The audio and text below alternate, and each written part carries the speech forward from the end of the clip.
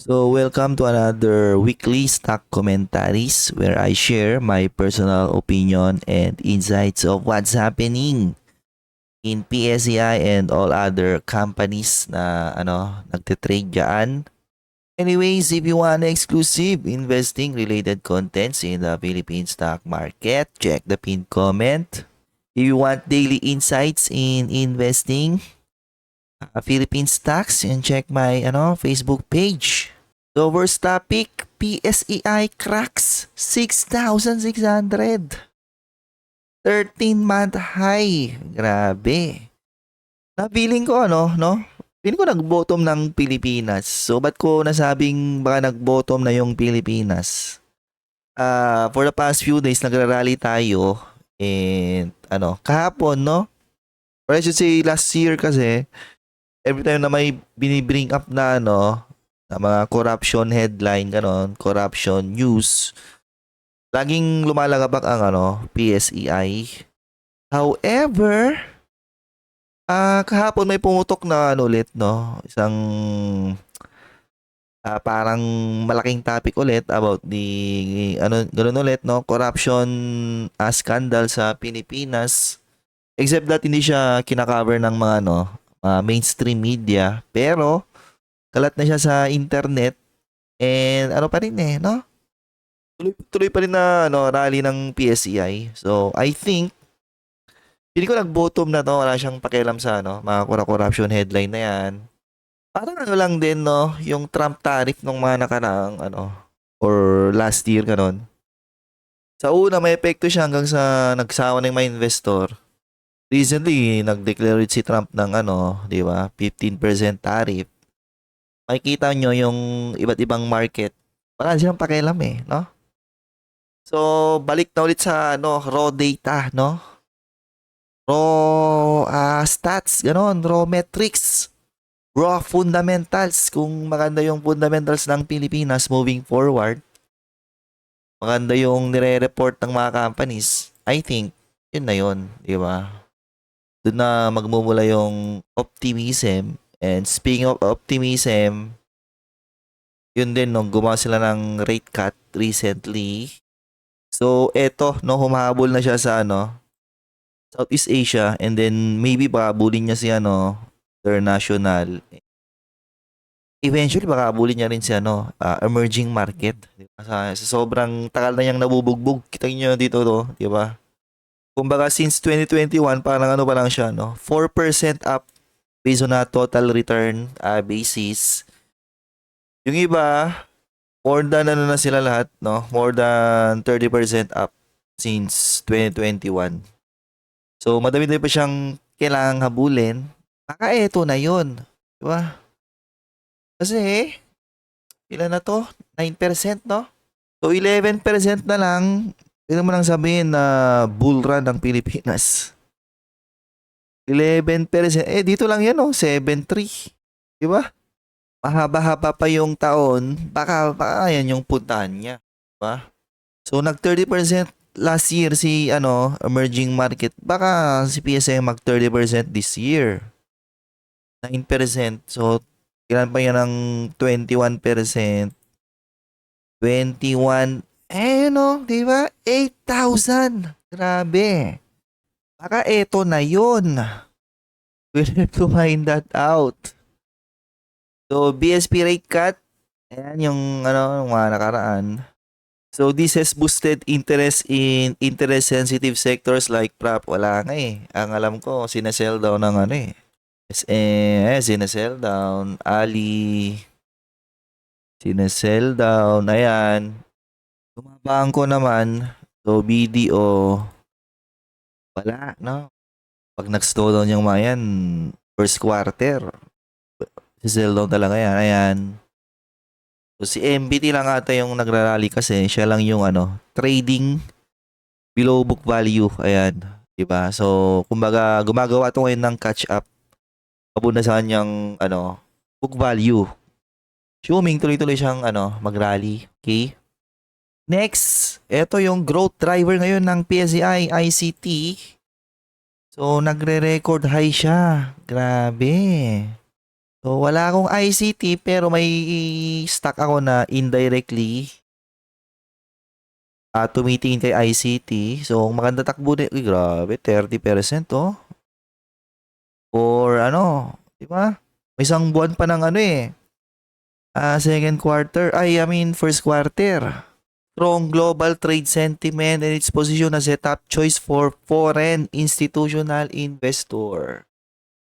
Kasi majority ng port niya is outside Philippines. So technically parang wala siyang pakialam masyado sa nangyayari sa kung mag-slowdown man ang Pilipinas. So 1.4 trillion in market cap. Hindi ko maalala na pumalo ng ganito yung SM eh. Di ba? Kasi dati, itong si SM, ito yung biggest company sa PSE. Around, ano ata siya nung tinitiyan ko, 1.1 lang eh. I believe never siyang pumalo ng 1.4. Possible siguro nung nag-peak siya. Pero grabe si ICT. 1.4 trillion in market cap. Number 4, Maynilad. Mamimigay ng dividend. Ang report din sila ng earnings, no? 19%. Goods din do sa DMC kasi part to ng kanilang subsidiaries. So mamimigay sila ng dividend 1.14. Rally pa rin ba to? So Maynila. So nagre-retreat siya. Mukhang parang maging RCR din nata yan ah. May mga nag-aabang sa inclusion para magbenta eh. 1.14 divided by 21.35. That's 5.3% no dividend yield. So mas mataas yung yield niya ngayon kaysa sa Manila Water. Pero hindi pa nagde-declare ng dividend si Manila Water. Baka possible pumalo pa siya ng close to 5% siguro or a little bit above 5%. So kung nabili mo to dati pala sa IPO, assuming nabigyan ka ng allocation, no? 1.14 yan divided by 15. Actually, nung nag-IPO to, di ba, on the first day, nahirapan siyang umangat. So, technically, pwede kang bumili sa 15 dati. 7.6% oh. Dividend yield. So, SCC. Ito yung inano ko sa aking Facebook. Ito na yun. SCC and DMC investors right now when they see that an insider is buying. Kasi meron, no? Na could be a sign of confidence na bidding kami mananalo dyan eh. Sasabi niyong bidding. Ayan o. So, yung namimili, yung mismong president and COO, no? Shannon. Namakyaw kahapon. Namili ulit kanina. Grabe. Ito, director. 600K. Another one. Siya ulit, no? Pilulit kanina, kay I believe pati DMC ata may namili akong nakita. Ayan, no?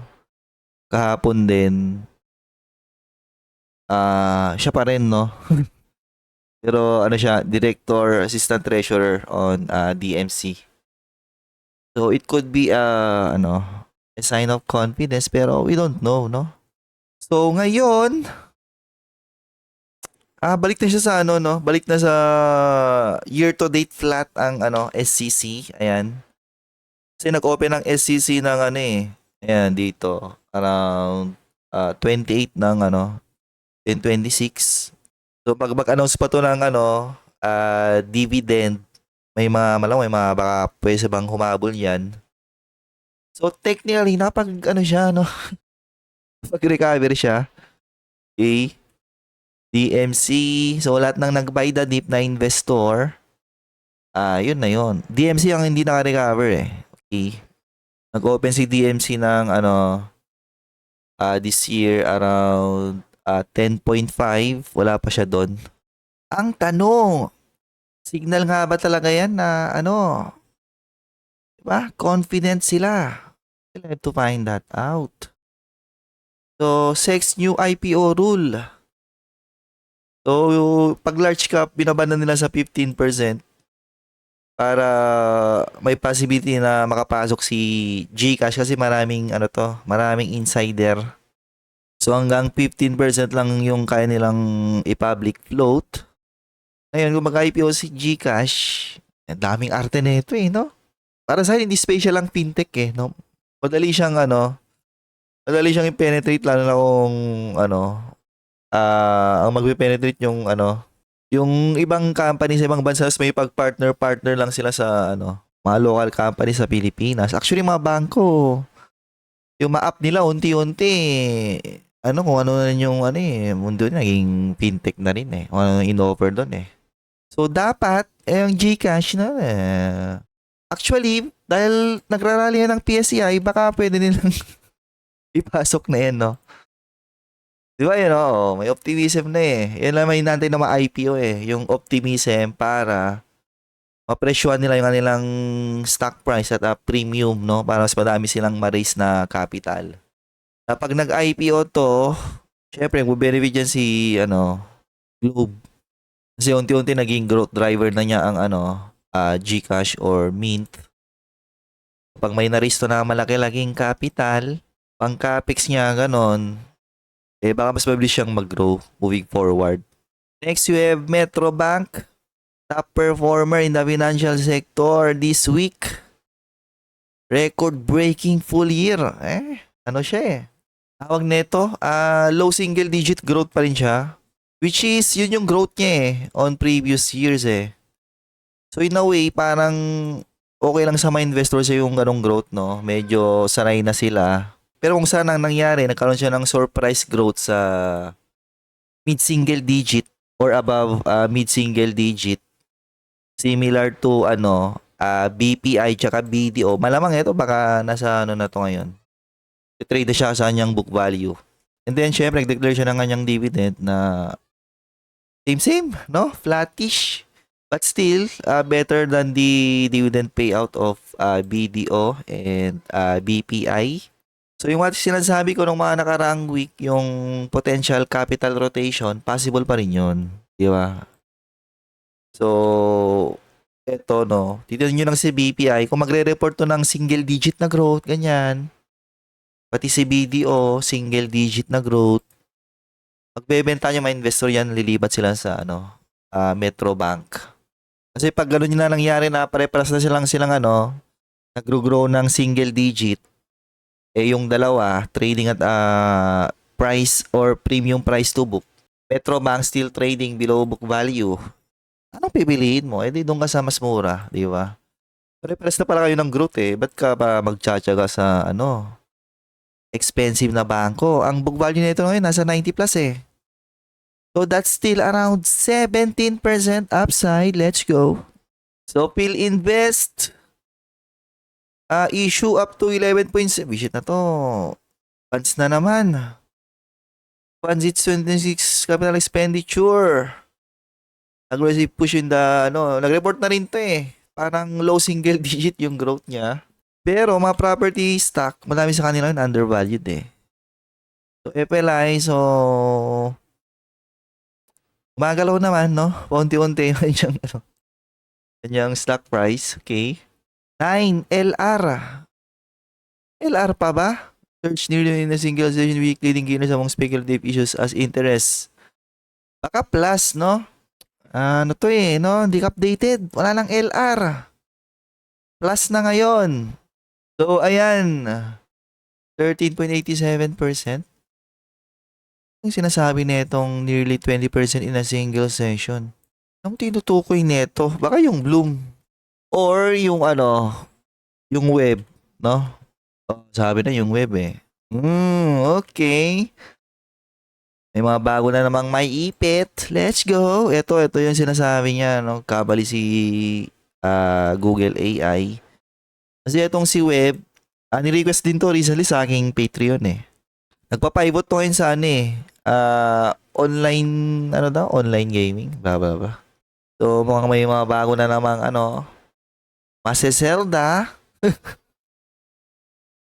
Alliance Select Foods. Shares climb 7.8% this week. Small cap traders are finding into the stocks test new resistance level, blah blah blah. Alliance Select. Ito ata yung food eh. Ayun, Alliance Select. Ano to? Woo! So, profitable naman siya, pero hindi ko pinapansin to. 700,000 USD pala to. So, hindi siya mimigay na ano eh. Ha? Siguro recently lang siya naging profitable kasi in recent years, wala oh. Nagde-negative. Eto, wala no? Wala idea rito. Hindi ko pinapalo yan. So, Ali, reported profit record-breaking 39.1. Problema, papagsak yung stock. The sell down, a significant milestone that has kept the stock at the forefront of the property sector. Tuloy-tuloy nga siyang binibenta eh. Mano naging forefront. So, Globe, nakipag-partner sa Starlink. Para ano to? Ang Starlink para sa ano yan? Yung tawag nito, yung remote area. Ganon, yun yung application niyan. Pwede siyang gamitin sa city, ganon. Pero para na lang siya sa mga mayayaman pag ganon. Kasi mas mahal yung ano niya. Per month niya. Okay? Achieve 100% Philippine coverage by its partnership with Starlink. A tech-driven story that has peak investor interest. Pero wala silang mga ganyang partnership. Nakikiride ka lang, konti lang profit mo sa mga ganyan. Diba? Pero grarally pala siya oh. Hindi. Itong rally niya na to, yung ano to, kanina. Ito. Para sa speculation na ano. Kasi yun din yung nangyari dati eh. Hawak ko si Globe dati dito eh. And then, gawa siya ng speculation sa ano, Gcash IPO. Ito yun eh, yung rally na to. Baka gawin niya ulit. Malupit yan. Ha? Sunod-sunurin niya ulit yon. Okay? G index replacement following its removal from the PSCI has seen continued selling pressure. So, G, baba kasi ng dividend mo eh. Kasan mo kaya para ano, medyo matuwa mga ano sa'yo, investor, no? So, actually, gre-recover na siya, no? Tinanggal siya rito. Maganda sana, G, problema, no? Oo. Tan group of companies kasi talagang kuripot sa dividend mga yan eh. Okay siya oh, di ba? Nga lang, wala eh, no? 0.10 point 10 na yan. So, PhilWeb rose over 6% this week as it continues to, ano yung LR na sinasabi niya rito? Gulo mo wish kang AI ka. So, web, tulad lang sinabi ko kanina, no? Dayong maipit dyan. Masisell na naman kayo dyan ng, ano, ilang taon, okay? So, net foreign inflow milestone. Foreign funds have turned significantly positive this week. With the market recording massive net inflows as global. So, naano siya guys, no? Naambunan siya sa, ano, sa optimism sa emerging market. Kasi makikita nyo, wala na eh, hindi na makataas-tas yung US market. So, every time siguro na umangat siya, may mga nagbebenta, no? May mga nagbubuk ng profit. Pag pinitik siya ng positive, di ba? May mga nagbebenta kaagad. And then, unti-unti, niro-rotate nila sa, ano, international and emerging. Habang nagro-rotate sila dyan, siguro, nasisilip na rin nila yung, ano, Southeast Asia, tsaka Philippine stocks na undervalued, ganon. And from there, na unti-unti silang naambunan ng naambunan. Short, wala na, it's over. Tumalon sa US stock market nung nakaraan. Diyan muna kayo. Natayo yung ano, sinasabi nilang the lost decade. Diyan muna kayo ng ano, isang dekada.